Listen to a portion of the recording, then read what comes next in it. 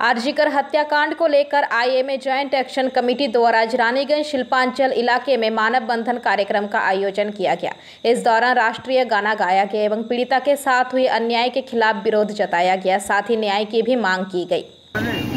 অনেকগুলো প্রশ্ন আমাদের মনের মধ্যে আসে, যেমন ধরুন পোস্টমর্টম হলো বিনা এফআইআর, সাধারণত কখনো বিনা এফআইআর কোনো পোস্টমর্টম করা যায় না।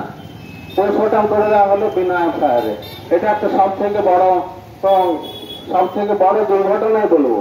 এখনো পর্যন্ত আমরা এটাকে দুর্ঘটনা বলেই যাচ্ছি, কিন্তু যদি সত্যিকারের বিচার না হয়, আগামী দিনে যদি সিবিআই বা সুপ্রিম কোর্ট যদি সঠিক পথে না যায়, তাহলে কিন্তু আমরা আর এরকম নিরস্ত যে এখন সংগ্রাম করে যাচ্ছি, চুপচাপ শুধুমাত্র খালি হাতে আমরা যে সংগ্রাম করে যাচ্ছি, শুধু রাস্তা অবস্থান কোনো যাত্রীদের কোনো রকম আমরা কখনোই পথ অবরোধ সেভাবে করিনি যাতে যাত্রীদের কোনো অসুবিধা হয়, মানুষজনের কোনো অসুবিধা হয়, এমন কোনো কাজ করিনি যাতে কোনো রকম পেশেন্টের কোনো অসুবিধা হয়। আমরা সবাই সমস্ত সরকার যেগুলো কিছু কথা আছে, কিছু গুজব আছে যে বিভিন্ন সরকারি হাসপাতালে নাকি ডাক্তাররা কাজ করছে না, এটা সম্পূর্ণ গুজব। সমস্ত সরকারি হাসপাতালে সমস্ত ডাক্তাররাই কাজ করছে। জুনিয়র ডাক্তার থেকে সিনিয়র ডাক্তার প্রত্যেকটা হাসপাতাল চালু আছে, প্রত্যেকটা নার্সিংহোম চালু আছে, যেমন তেমনি সরকারি হাসপাতালগুলো, মেডিকেল কলেজগুলো সবগুলো সম্পূর্ণ চালু আছে। এমার্জেন্সি অবস্থাতে কোনো, এমনকি যখন ধর্মঘট ডাকা হয়েছিল সেই সময়তেও এমার্জেন্সি ব্যবস্থা চালু ছিল। এমার্জেন্সি ব্যবস্থা কখনোই বন্ধ করে রাখা।